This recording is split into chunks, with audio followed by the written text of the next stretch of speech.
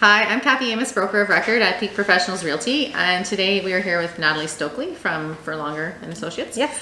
To talk about personal real estate corporations for realtors. Yes. So maybe you can tell, I know why it's a big deal, but lots of people don't understand it. Maybe you could say why it's kind of a big deal for us. Yeah, it's a really great opportunity for our real estate brokers to take a look at their tax situation from a different perspective.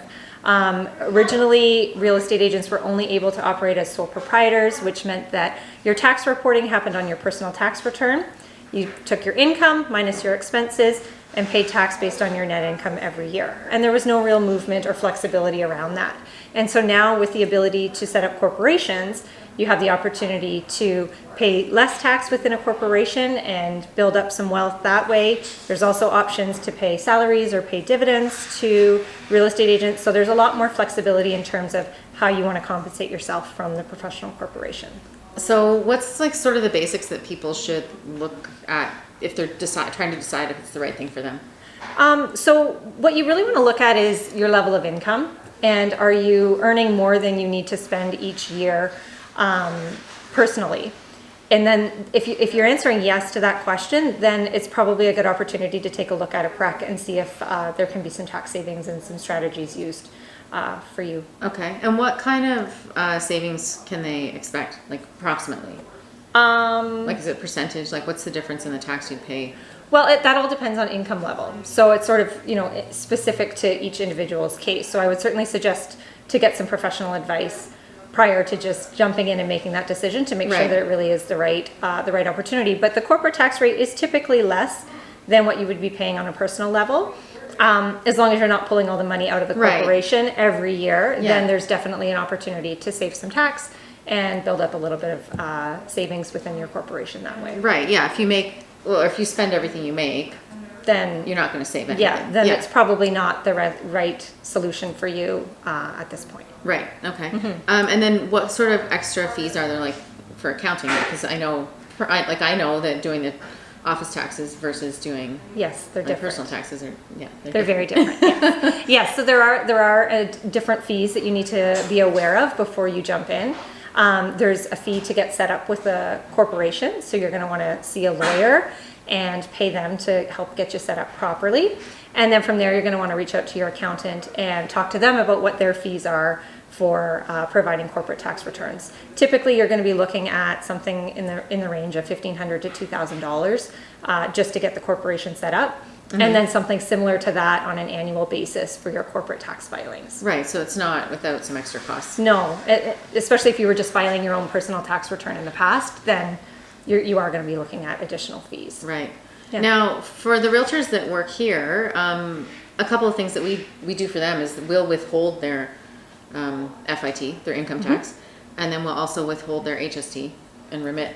We've talked about this many times. Yes. And remit both of theirs on their behalf. I'm finding that there's quite a bit of misunderstanding about that. So they need to get a new HST number. Correct. Yes. So if they decide to proceed with the incorporation, they'll see the lawyer. A few weeks after they see the lawyer, they will get a letter in the mail that confirms their new business number.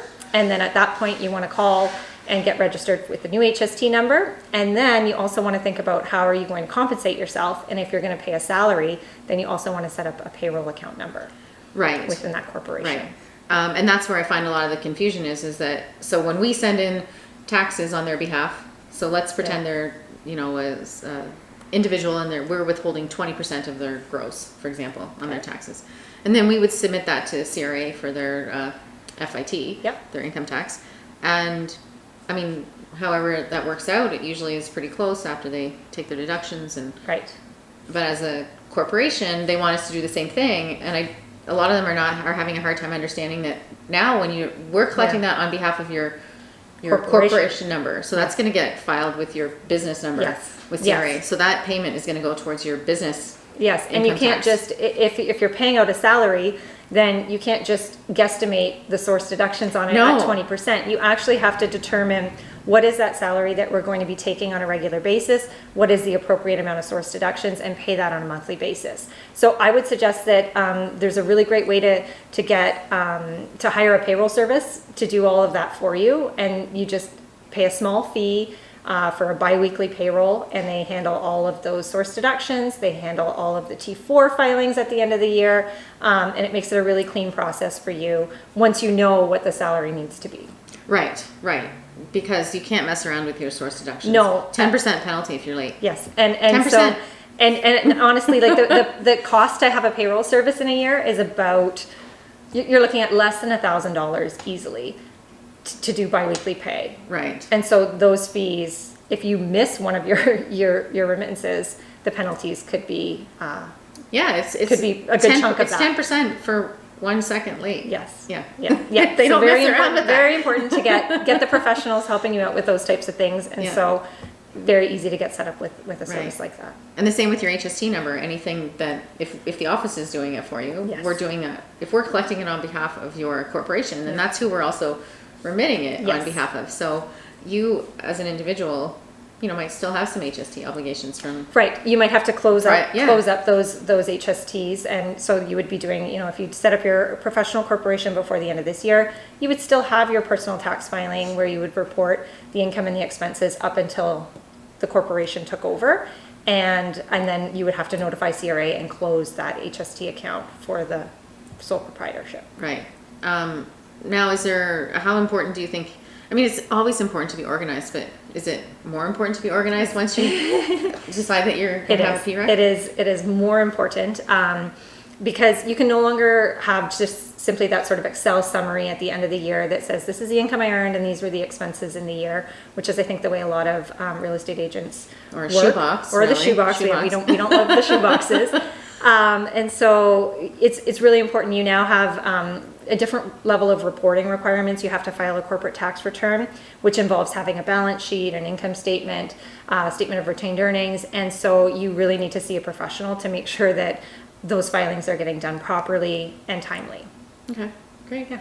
Is there any other tips that you have, or anything else that you think people should know? I think the biggest tip Besides that being I have is making sure that you see a professional.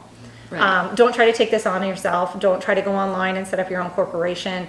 Don't think that you can file your own corporate tax returns. Make sure you're seeing professionals all the way along to make sure that you're getting the right advice and getting things filed on time by a professional. CRA does not.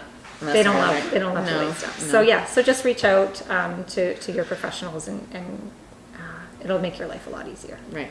Yeah. And yours. ours too. Yeah, that's why you're here. Yes. Yeah. Okay, great. Yeah. Thanks. Okay. You're welcome. Thank you. Bye. Bye, everyone.